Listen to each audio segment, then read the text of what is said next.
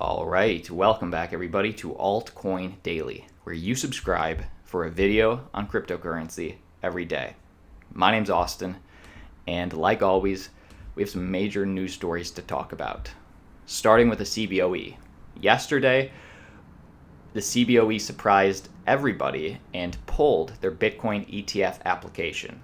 And the reason that this was a surprise is because technically the SEC still had over 30 days to delineate on this application and decide whether it was approved or denied. Instead of waiting, the CBOE just pulled it. And in their letter that they issued yesterday, they did not explain why. Now, we've had 24 hours, and I'm going to go over why this happened, and then probably the bigger story, their plans to reboot. In an interview with CNBC with the Van Eck CEO, Jan Van Eck, she basically said they pulled the application because of the government shutdown. We were engaged in discussions with the SEC about the Bitcoin-related issues, custody, market manipulation, prices, and then because of the government shutdown, all that had to stop. So instead of trying to slip through or something, we just had the application pulled, and we will refile when the SEC gets going again. So we do have confirmation that they're going to give, honestly, they pulled the application because they thought it was going to be denied. If they thought there was a good chance it would be approved, they would have kept it in.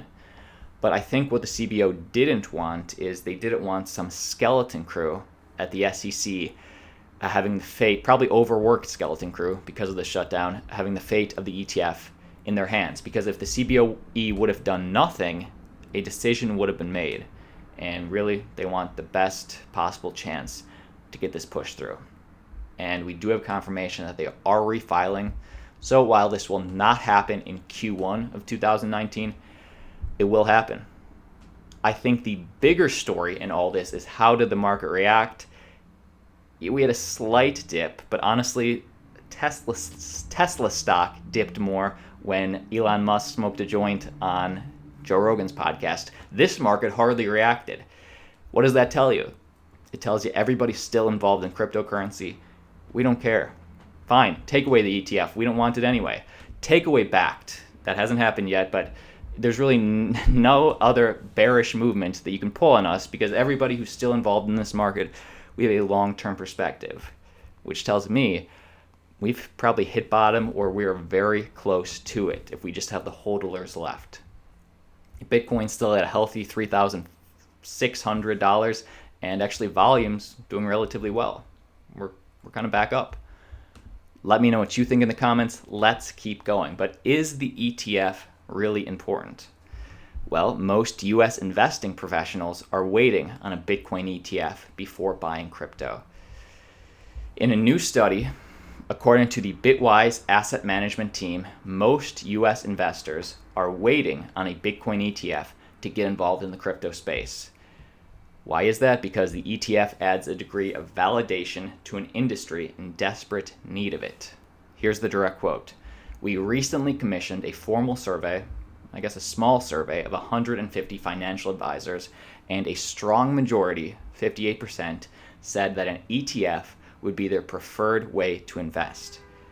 Now, I think this ETF I don't think it's important that we have an ETF for investors. What we need is just some strong clarity on regulation. I know the true Bitcoin enthusiasts, we don't need any regulation at all, but for the big money to get in from all the research that I've been doing, a lot of the institutions are waiting to get in to see where this regulation lands. They just need more clarity involving it. And obviously, an Bitcoin ETF, that would be strong clarity for them because that's what they know. But I don't think, honestly, a lot of people thought that end of 2018, beginning of 2019 would be the year of the institutions. I don't think we're going to see that possibly till the end of this year, beginning of next year. That's me. Guys, I want to talk about Zilliqa, the Bittorrent token airdrop, and new news out of Nasdaq. So stick around, but let's get to the Samsung Galaxy S10 has leaked. Pictures and information of Samsung's newest Galaxy phone has leaked, and apparently they will be including a Bitcoin wallet. It was reported from a Samsung insider who leaked images of the new Galaxy S10 model equipped with a native Bitcoin wallet. And this is substantial because nobody has seen this phone yet. The Galaxy S10 has not been released to the public. And if we go on Reddit, we can see even better pictures. These are two of the pictures. Check this out. Welcome to Samsung blockchain key store. It's a secure and convenient place for you to hold your cryptocurrency. So they have a wallet. Set up your wallet right here, and the only picture we have shows that it supports Ethereum as a cryptocurrency. I'm just guessing here, but I assume it supports Bitcoin as well. Not sure about the other altcoins, but this is an outrageous piece of news to me for a good reason, because obviously we know about Siren Labs or PundiX, two altcoins that are launching phones, but the mass, nobody from the public, the mass public knows about those cryptocurrencies unless you're in crypto. Everybody's heard of Samsung. Samsung has a huge user base, and people that are just going to buy the new Galaxy S10 anyway, they're going to have a place to hold their Bitcoin. Very interesting. Very interesting. When we talk about mass adoption, I think mass adoption is going to happen. Right now, everybody's just slipping in. We've heard about the big institutions, Fidelity, Bakkt, the big guys slipping in. I think this shows that when the time is right, when the whales give their okay, it's going to be very easy to get the regular retail investor into crypto. Starting with the Samsung phone. What does this mean for PundiX? Probably not good. I mean, Siren Labs, here's the thing, Samsung already has the user base. If you have a choice between Siren Labs and PundiX or Samsung, I think a lot of people will just choose Samsung. Let me know what you think. Please, if I'm wrong, let me know, but great for crypto, maybe not so good for Pundi. Let me know what you think. Binance has officially launched their over-the-counter trading. So you ask all the time, hey, where do you buy Bitcoin and stuff over the counter? Where's all this whale over the counter trading take place? Well, it takes place now at the exact same place that we do our trading, on Binance. If you want to participate in this over the counter trading, first off, you're going to need to have over 20 Bitcoins in your transactions, over 20 BTCs, and you're going to have to have a level 2 user clearance on Binance, which I think is the easier thing to get.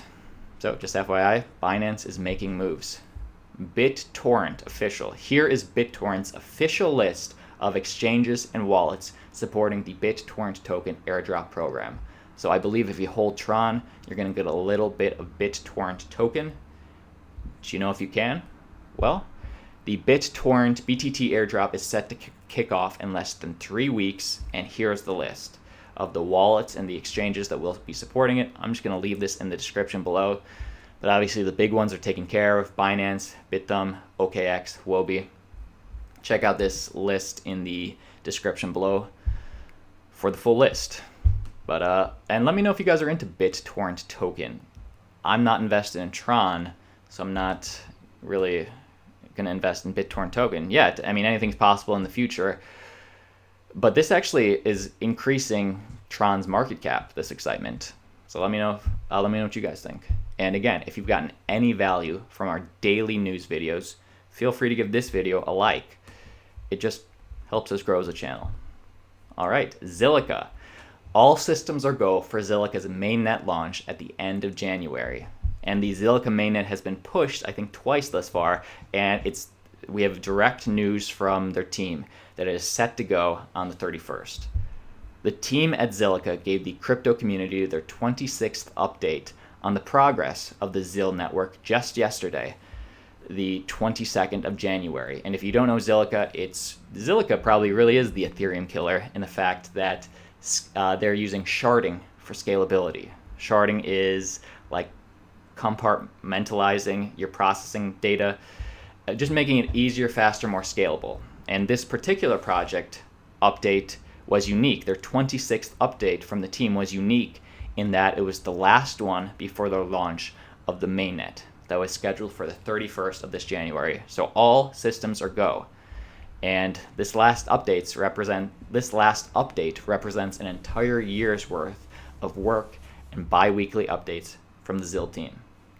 I like Zilliqa, and though I have gotten on them in the past for postponing their mainnet, you cannot say that they did not keep, their team did not keep you updated on their project.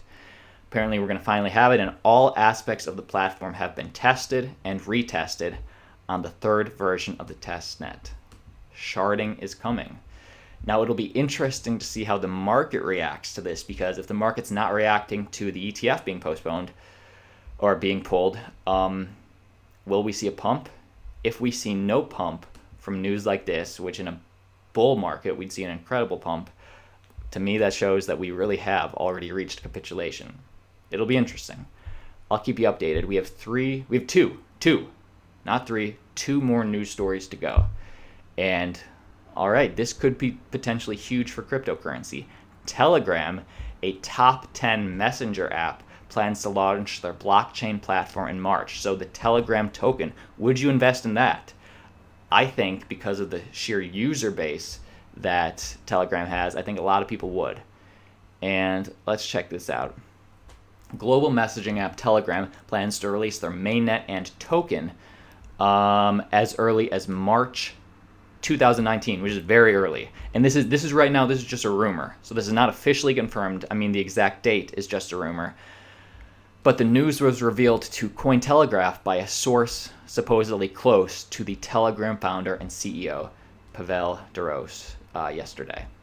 And the reason this is such potentially bullish news is because Telegram, who reportedly counts 200 plus million active users per month, places it among the top 10 most popular messaging apps worldwide.